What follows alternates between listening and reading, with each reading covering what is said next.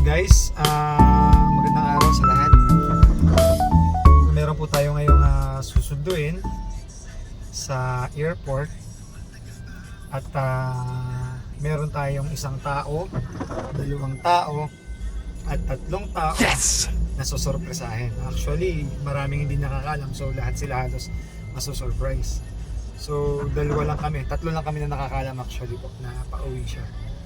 At excited rin ako at alam kong mas times 3 ang excitement ng papauwi na magsusurpresa. So yun guys, tingnan natin ang magiging reaction mamaya. So tingnan natin pa pagkasama natin, video ulit tayo pagka kasama natin yung magsusurpresa. Bye!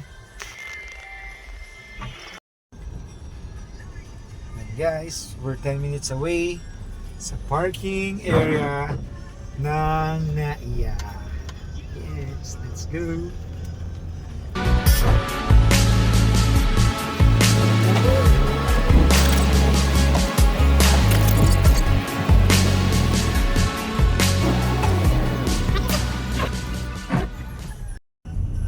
Guys, dito na yung ating susunduin. So, sino to? So, ito na guys.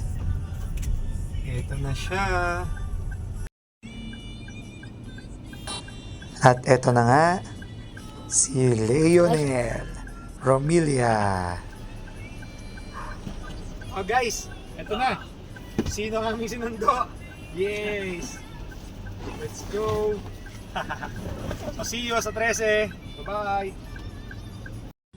And guys, so andito na tayo sa 13 sa labas ng bahay nila. So bago lumiko, susurpresa natin. So, surprise! Sana ma-surprise natin yan si Charis. So let's go! At ito na nga, pinakihintay-hintay natin ang moment of truth. Ayan, sabi ko kay Chase, huwag ka maingay. Nakita na niya yung daddy niya. Ito na nga. Nasa bahay siya. Si ama hindi na nakakilos dyan. Nabigla din eh. So ito na, let's go.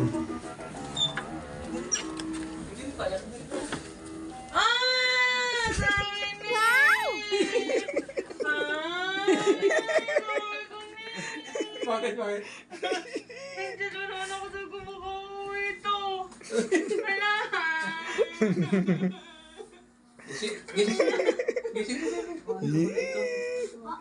Thank you Lord, nakarating ng safe. Thank you Lord. Surprise. Thank you Lord, thank you Lord. Wala pa po nga po.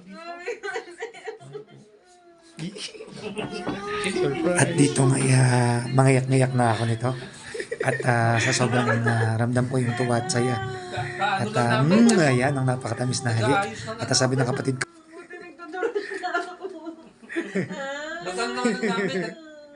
yay!